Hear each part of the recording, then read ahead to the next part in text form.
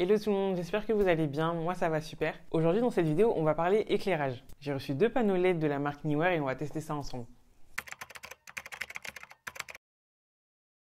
Juste avant de commencer, rapidement, comme promis, je vais partager 3 chaînes à aller visiter. En premier, on a la chaîne de Lovelyn Apia, c'est une chaîne qui parle beauté et business. Ensuite, on a la chaîne de Meru TV. Et pour finir, la chaîne d'Archange Richie. Je vais vous mettre le lien de leur chaîne en barre de description, n'hésitez pas à aller visiter leur chaîne. Et si vous aimez les vidéos, n'hésitez pas à les soutenir en vous abonnant. Si vous m'avez déjà demandé de partager votre chaîne auparavant et que je ne l'ai pas encore fait, ne vous inquiétez pas, je le ferai sûrement dans une prochaine vidéo. Il y a pas mal de personnes qui me demandent de le faire et malheureusement, je ne peux pas partager tout le monde en une fois. Donc si c'est pas aujourd'hui, ce sera demain. J'avais déjà acheté ma ring light chez Neewer à l'époque où je commençais à faire des vidéos sur YouTube. J'avais besoin d'un éclairage pour mes vidéos, donc j'ai acheté ma ring light chez eux. À cette époque-là, j'avais aussi acheté des softbox. D'ailleurs, j'ai fait une vidéo sur mon matériel, donc pour ceux qui ne l'ont pas encore vu, je vous mets la vidéo juste en haut.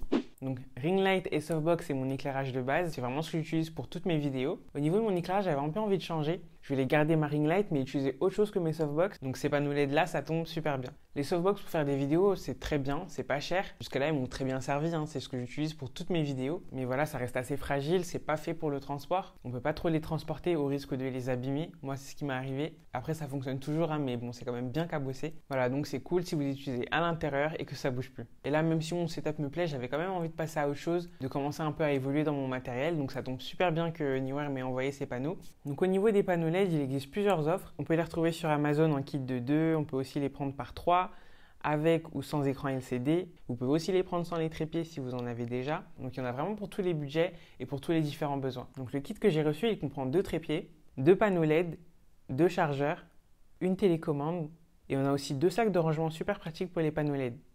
Tous les panneaux LED, ils ont ce qu'on appelle un IRC, un indice de rendu de couleur. C'est un nombre qui est compris entre 0 et 100. Si le nombre est bas, en gros, ça veut dire que tu es en train d'investir dans de l'éclairage de faible qualité et ça va directement affecter le rendu couleur de tes vidéos. Et avec ces panneaux-là, on est sur un indice de 96. Donc c'est très bien puisqu'il faut viser 95, 96, 97. Donc là, malgré le fait que ça reste de l'entrée de gamme, on est quand même sur quelque chose de qualité. Donc le kit complet, il est au prix de 219 € sur Amazon. Donc ça peut être un peu cher pour certains. Mais sachez quand même qu'avec ces produits-là, on est toujours sur de l'entrée de gamme. Du matériel d'éclairage moyenne gamme ou haut de gamme, on va plus se rapprocher autour des 1000 €. Donc là, pour des panneaux LED avec un indice de 96 en entrée de gamme, finalement, c'est un très bon rapport qualité-prix. Les panneaux, ils ont vraiment l'air de bonne qualité, ça a l'air vraiment solide. Là, on n'est pas sur du plastique, on est sur de l'aluminium. Ça change complètement comparé à mes softbox avec un trépied super fin. Là, pour le coup, l'ensemble a l'air assez robuste. Du coup, là, le poids est bien réparti. Alors, ce qu'on va retrouver à l'arrière du panneau, on a la possibilité de mettre des batteries. Donc ça, c'est plutôt cool pour une utilisation extérieure ou même intérieure si on n'a pas envie d'avoir des câbles un peu partout. On retrouve aussi le bouton switch pour allumer le panneau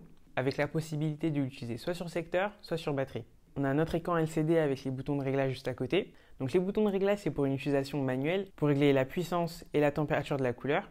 Et là, on a notre télécommande qui permet de faire des réglages à distance. Pouvoir faire les réglages à distance, c'est super, surtout pour les personnes comme moi qui filment seul. Là, tout en étant devant ma caméra, grâce à ma télécommande, je vais pouvoir ajuster mon éclairage. Au niveau de la taille, j'ai été un peu surprise parce qu'ils sont assez petits.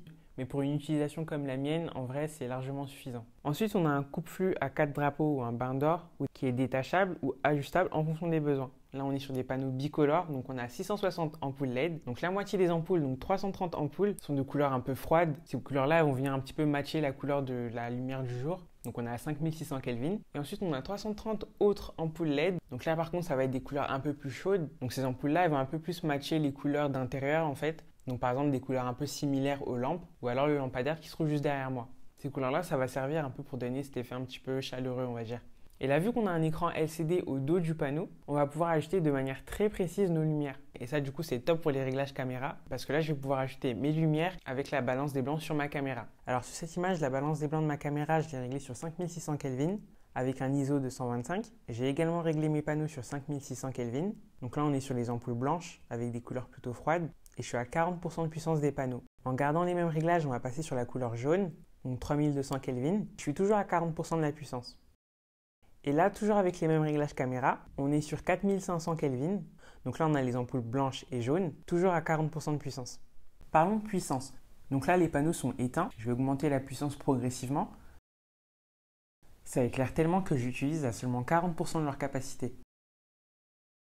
Moi, cet éclairage, c'est vraiment un éclairage qui me convient parfaitement. Donc là, mes softbox, je pense que je ne vais plus les ressortir. Là, ça fait un petit moment que les panneaux sont allumés. Et ce qui est bien avec les panneaux LED, c'est qu'ils ne chauffent pas. Et ça a été un problème avec mes softbox parce qu'après des heures et des heures de tournage, je me retrouve avec une chaleur. Parce que les ampoules sur les softbox, ça chauffe énormément. Alors que là, vu qu'on est sur du LED, là, pour le coup, je suis tranquille. Voilà, donc si ça vous intéresse, je vais vous laisser les liens en barre de description. Si vous avez des questions concernant mon éclairage ou l'utilisation du produit, n'hésitez pas à me le dire en commentaire. Si tu n'es pas encore abonné, n'oublie pas de le faire. Je vous donne rendez-vous dans une prochaine vidéo. Salut!